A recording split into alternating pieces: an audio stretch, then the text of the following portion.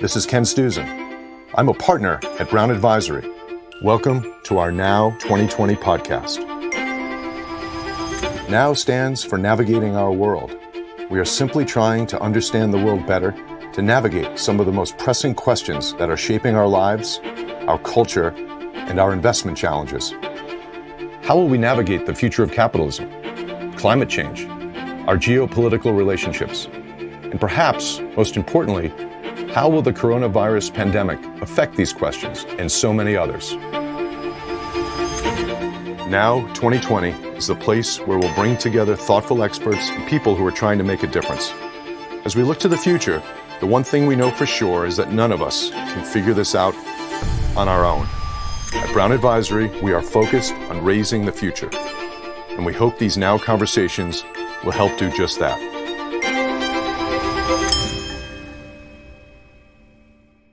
I've been fascinated with China for 28 years, since I first went there in 1992 and started working in Hong Kong.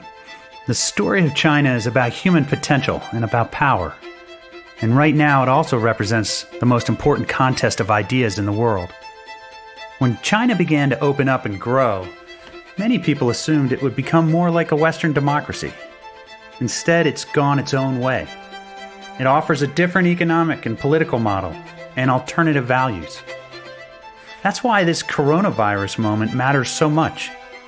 Some big waves of change are likely to hit China.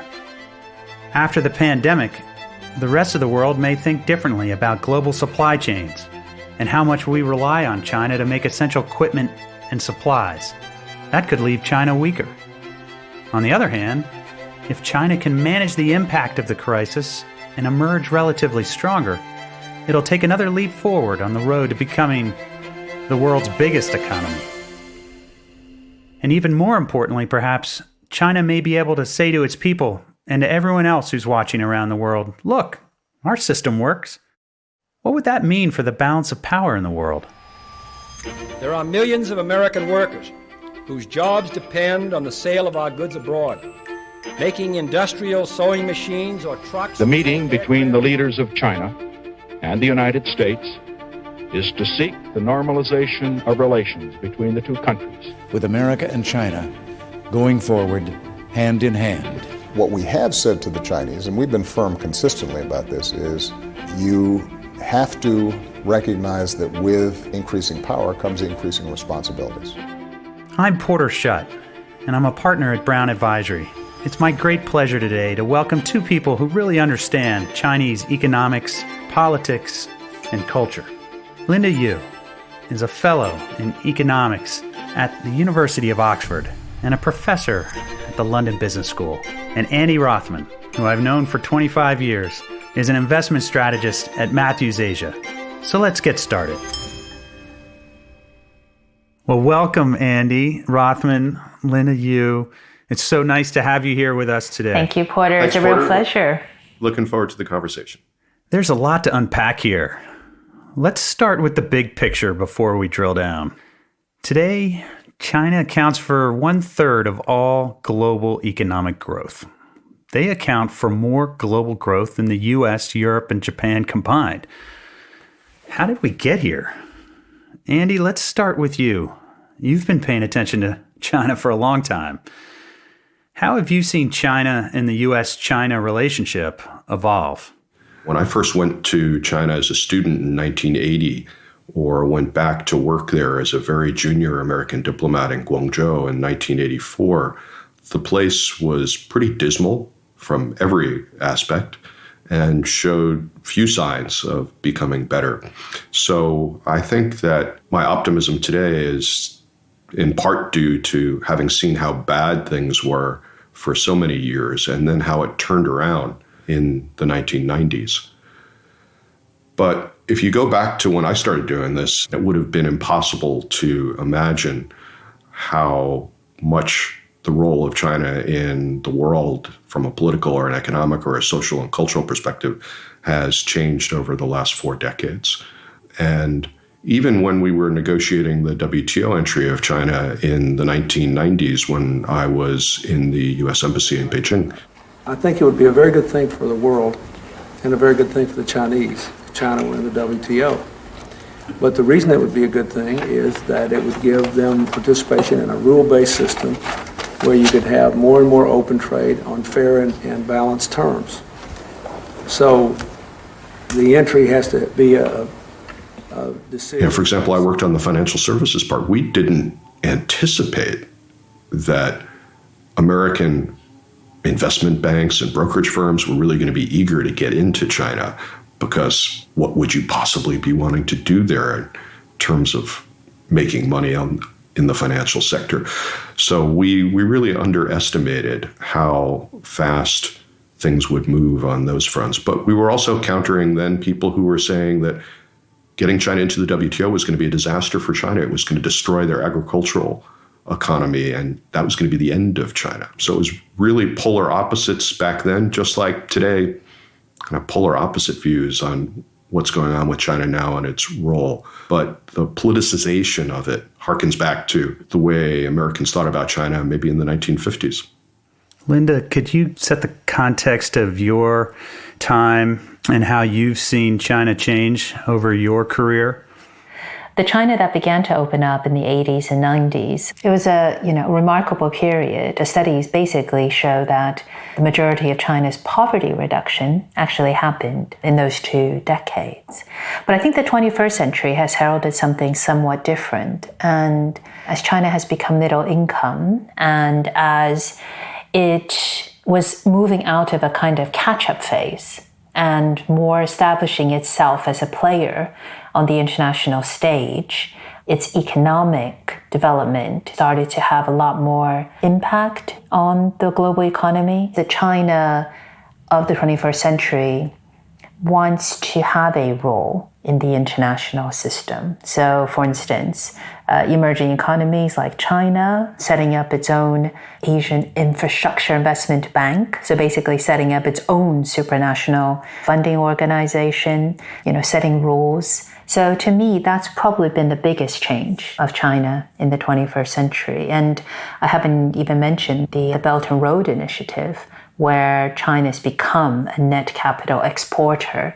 So its investments in the New Silk Road, East Africa, Southeast Asia, all of that has had an economic as well as a geopolitical effect. I guess I'd like to dig in just a little deeper on what do you think the role that they want to have is, and maybe Andy, I'd turn to you and say, what do you think the long game is for Xi Jinping? Well, before we look ahead, I think it's useful to look back for a moment, because I think one of the biggest problems in U.S. China relations right now is hardly anybody seems to recall how bad things were across the board in China and between the U.S. and China, and how much they've improved for Chinese people and for the rest of us over the last 40 years of engagement. So we hear U.S. officials talking all the time about how engagement, including bringing China into the WTO, has been a failure because, hey, China is not a liberal Western democracy like us right now. But I think this is a mistaken view on a number of scores. If you think about, for Chinese people, how poor they were. When I first went to China, you'd drive in from the airport and you'd help the farmers thrash their rice because they would put the rice out on the road and you'd drive over it on your way in from the airport, which then meant when you got to the restaurant, you ate a bowl full of rice with lots of little rocks in it. There were no fresh vegetables during the winter, even in southern China. The standard of living was just really poor. Back then, if you were a Chinese person with relatives coming to visit from overseas, you hoped when they came to visit, they might bring you a radio or an electric fan or a bicycle. This is now the population that accounts for a third of global luxury sales. I think also that Chinese people's lives are a lot less repressed than they were back then. Back then, the party would tell people where to live, where to go to school, what to study. When you finish school, they'd assign you to a job. Serious abuses of human rights and no political freedom. But for most Chinese people, life has improved dramatically over a few decades. both in a material sense and in terms of personal, if not political freedom. It's also worked really well for Americans. One of the reasons that we enjoy the lifestyle that we do here is we've had the benefit of inexpensive labor and supply chains in China. We would not all be able to afford mobile phones without that, for example.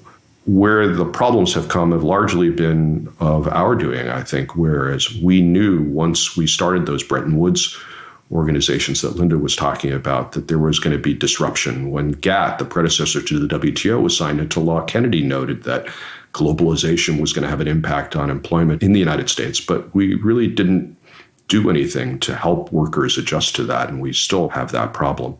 So I think we need to take a step back before we think about what's going to happen next with China and really think about what we've done over the last 40 years.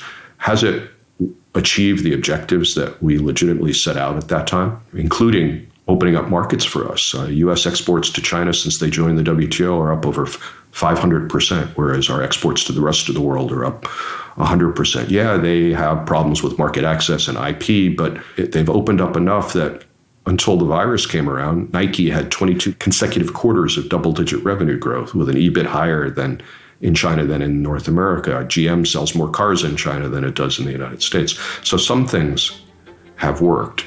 And then we have to stop and ask ourselves, if we did not engage at this level with China over the last several decades, what would China look like today, and what would our relationship with them look like? I think it's a good chance to turn as we think about the virus and the coronavirus and the impact on globalization. A statistic that jumped out to me, or a quote that I read, was China's pharmaceutical firms manufacture more than 90% of the antibiotics, ibuprofen, hydrocortisone, and vitamin C that's sold in the United States. How will the coronavirus shape this globalization or this deglobalization that is in front of us at the moment? I think it's going to cause quite a lot of countries to think about supply chain diversifications. And I think what this coronavirus has shown is the extent to which you do rely on China or East Asia or a set of countries for supplies. And even before the virus traveled west, the effects were being felt in the first few months of this year in Europe and in the United States because of supply disruptions of things that were produced in China, but obviously were not being produced because production had been shut down. So I think for both of those reasons, there will be another look at the extent to which there is enough supply chain diversification. And I would just stress the other driving factor of it is it was already the case that there was greater reshoring back to the United States of advanced manufacturing. So all of that was already happening. And I think what this virus has done is added a geopolitical lens to it, as well as a diversification, more of a pressing need to say we can't be reliant on one set of countries for things which we're going to deem essential. Andy, how has your thinking changed around this topic of globalization given the virus? Well, I agree with a lot of the points that Linda just made, including that this is an acceleration of a process that's been underway for a while. What I worry about is not the diversification, so that if there's, for example, a typhoon or an earthquake in Japan, you don't have all of your manufacturing there, all of your supply chain there. That makes sense to me. What doesn't make sense is governments asking their businesses to move supply chains based on the government's political relationship with the government in China. That, I think, is doomed to fail. And I think that the reshoring argument doesn't hold up much weight. I don't think there's been a considerable or significant reshoring of jobs back to the United States for a variety of reasons, including that how many of us want our kids to work in factories assembling iPhones? If you've been in these kinds of factories in China, it's not something that you want to aspire to come back here. So I think we need to be careful to allow the economics and demographics and supply chain security for natural disasters to work without overlaying too much politics on it. As I think about the China of the past, it was manufacturing of shoes and toys and assembly of products.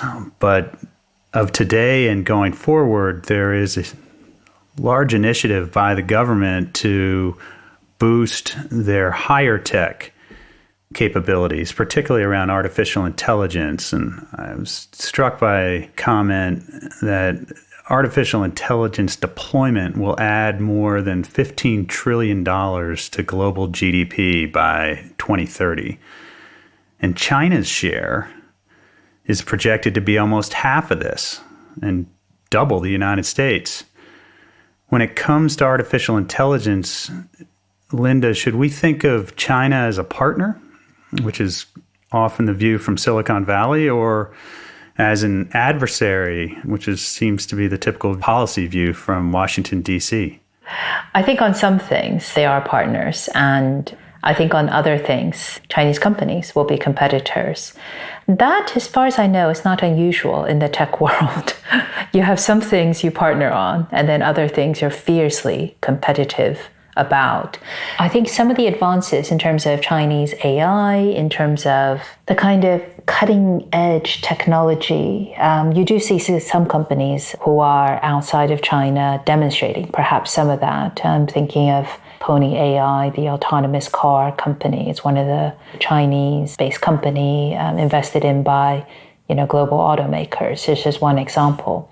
But I think in general, it's quite hard to gauge how cutting edge Chinese technology is. And this has been an issue for quite some time, because you can be a very big company and never have left China because the market is so large. So some of the names that will be known to the rest of the world, like Alibaba or Tencent. Well, let's take Alibaba, for instance. It doesn't do a great deal of business outside of China, but it's absolutely massive. So there's an element of Chinese policy which basically wants its big companies to test themselves on the global market to see if they are truly competitive. But the other reason why it's very hard to gauge how innovative Chinese tech companies are is that China lacks some of the metrics that you would use, say, for American companies. For instance, if you file an intellectual property right, a patent, you would track the number of people who pay you a licensing fee to license your technology. And that is how economists would, for instance, track how innovative a particular patent was.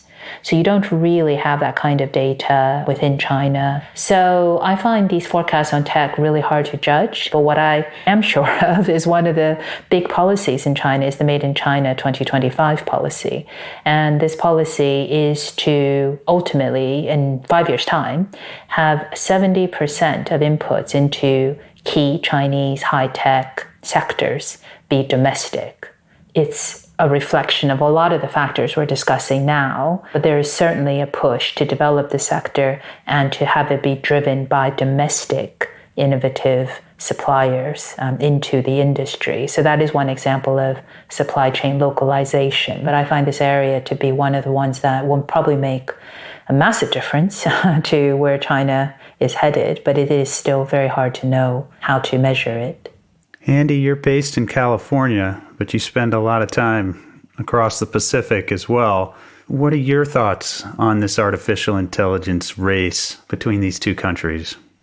Well, I hope you can use AI to tell me when I'm going to be able to go back to China again. My last trip there was in December, and this is now, I think, the longest period of time that I haven't either lived or visited in China for 30 plus years. I think AI, to a certain extent, is a good example of how important collaboration between the United States and the UK and China and the rest of the developed world and China is. We hear people getting very excited about AI in China as if it's racing ahead separately from the United States, when, according to the tech guys I speak to here, it's really a very collaborative effort. There are certain elements of AI that the United States is far ahead. And being far ahead actually in the United States includes a lot of Chinese students who came here, studied here, and are now working here and helping develop all elements of innovation and technology in the United States, as immigrants have done since the start of our country. China has some advantages. They've got a lot of data, and they have less qualms there in society and in the government about deploying that. So in certain elements of their head. But do we really want to envision a world where it's, I don't know, VHS versus Betamax, everybody's developing their own? That doesn't seem like it would make a lot of sense to folks. So yeah, there aren't very many Nobel Prize winning research projects being done on the ground in China right now. But that doesn't mean that it's not become incredibly innovative, even if that means taking a technological breakthrough that happened elsewhere, but figuring out how to commercialize it and make it profitable.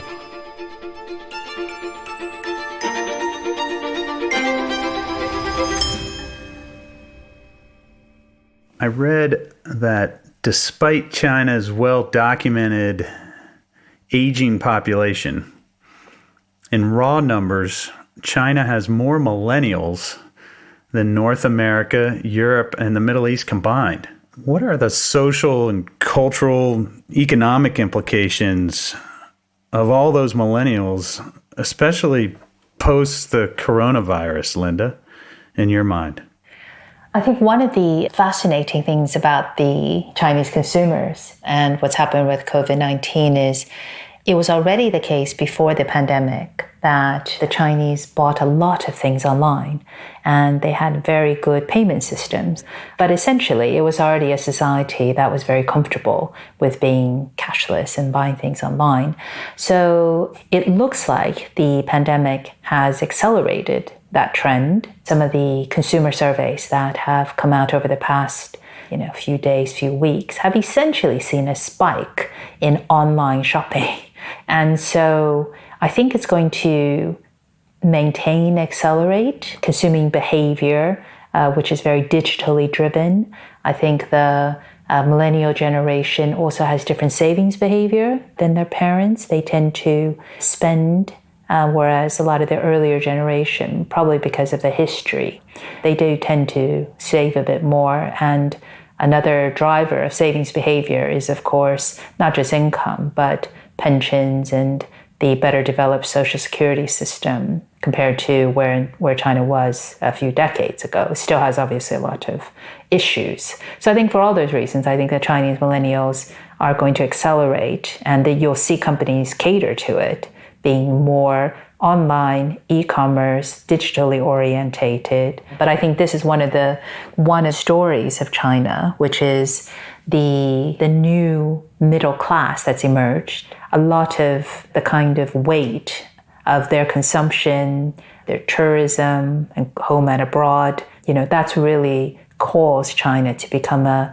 significant market, a large market for a lot of multinational companies, including Apple, who I believe always say they sell more iPhones in China than they do elsewhere.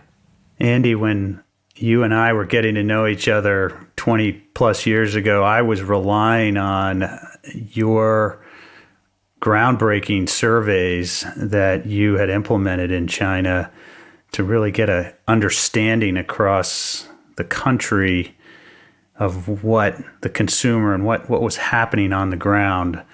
Given that quote that I just gave from a Bloomberg article around that millennial, the size of that millennial generation, what are you seeing today? The development of that population in China illustrates a couple of things about the country that most people outside of China aren't aware of.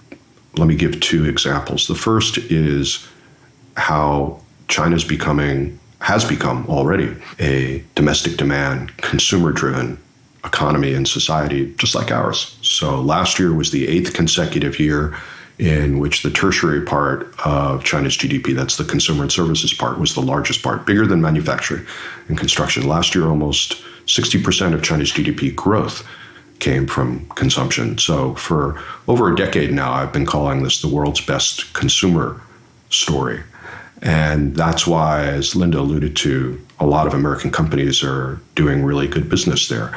The consumer story's origins come from the Chinese government allowing private companies to start existing. And now small entrepreneurial, privately owned companies are the engine of China's growth. They employ almost 90% of urban workers, account for pretty much all the net new job creation because the state sector is still shrinking. So that's the economics and investment angle of it. The other kind of social and political aspect of it is when people join the middle class in China or in Eastern Europe or in Africa or in Latin America, their wants and desires and ambitions tend to be pretty similar to those of people in the middle class in the United States or in Western Europe. And I think that brings people closer. And so they're not done yet. Things need to improve a lot more, but investing in companies that are helping drive this economic change is, I think, helping drive more personal freedom and a less repressive government. Let's step back and think about environmental implications. And I want to think about it as well from a big picture perspective. China accounts for 28% of global CO2 emissions, about twice the U.S. share, according to the latest statistics from December of last year. What role will China play in global climate action going forward, Linda? China's approach to the environment is in many ways similar to the United States. It's very focused on using innovation, for instance, really investing in renewables, and probably that as the main focus. And then, as we all know, it's also about behavior that needs to change to protect the environment. But I think some of the investments that China has done in the renewable space is considerable. It is actually by far the largest investor in some of the areas. So thinking of, for instance, solar PV cells. It doesn't change the fact that China is still reliant on coal-fired power plants. So China is often described as having a number of paradoxes. And I think this is one of them. As it tries to transition, it is investing a lot in alternative renewable sources. But at the same time, it is continuing to use fossil fuels in traditional production. And I think the paradox or the tug is between the fact that China remains a middle-income country. It still does have a big manufacturing sector, and transitioning it is going to be a considerable task. Andy? Well, the statistics that you read about CO2 emissions illustrate why achieving any progress on climate change issues without strong cooperation and collaboration with China is going to be impossible. And this is just one of many issues where if the U.S. and the rest of the developed world can't work collaboratively and constructively with China, it's going to be impossible to solve issues like global health concerns, like fighting drug trafficking and money laundering and terrorism. I want to drill down just a little bit on what's new now. What has changed now as a result of the virus in China? What are you seeing? Oh, that's a great question. I don't know if it's too early in China or anywhere else to understand what the longer term implications of this are going to be. On the positive side, we've seen a pretty fast rebound in consumer spending and confidence. So, for example, sales of property and cars during the height of the virus when everybody was locked down just stopped. And now those two are within 10 to 20% of the average sales rates for the last couple of years before this. We've seen pickup in confidence for consumer spending that doesn't require being in a confined space. So it's going to take longer for restaurants and movie theaters. But in terms of how people are going to adjust their lives over the longer term, I think it's just too soon to really know. So what's it going to look like a year or two from now? I'm not sure. Linda, how about you? What are you seeing right now? I'd agree it's still very early because I think some parts of China, for instance, along the Russian border, have entered into a second lockdown. I think one of the areas that's just worth dwelling on for a moment is the fact that unlike Western governments in Europe and the U.S., which have set out policies to help people directly, whether it's a coronavirus check, a stimulus check, or in the UK and Denmark, job retention programs. China's response has not focused a great deal on people. They focused on firms. So the scale of the response to spending isn't as big as it was for the banking crisis 10 years ago. And it's very focused on giving liquidity, so cash being made available to small businesses. But I just wonder if that's going to solidify some of the systems that are already in place where China, like other East Asian countries, have a fairly small social safety net. And people are not going to, as it were, change their mind if it means, and this is a big if it means they come through the pandemic with their employers intact and their small businesses intact because of the way the Chinese government has targeted the money. Andy, do you want to just touch on that and your thoughts, given that social contract, as it were?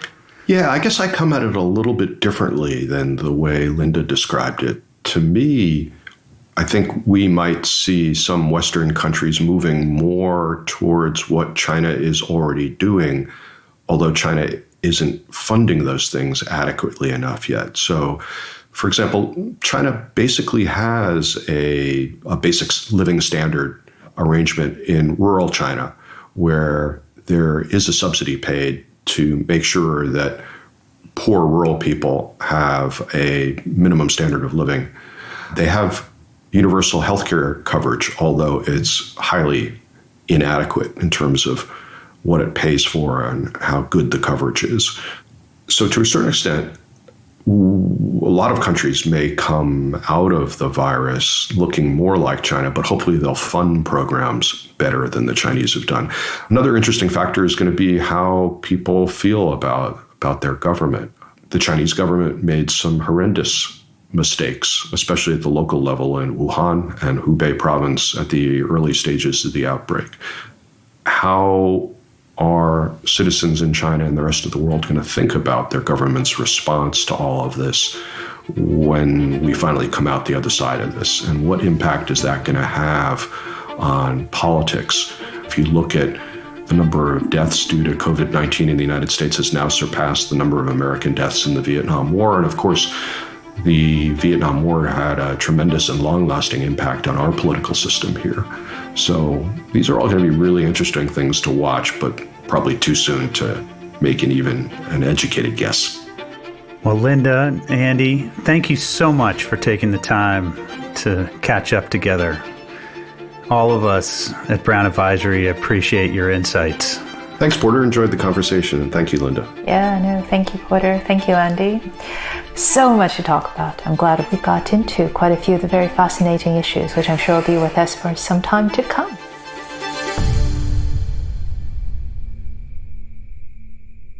Hello again. This is Ken Stuzen. Thank you for joining us as we continue this effort to seek out insights that help us better understand our rapidly evolving world. If you enjoyed listening, we encourage you to subscribe to the podcast. We will be back with another episode next week. Until then, be well and stay safe.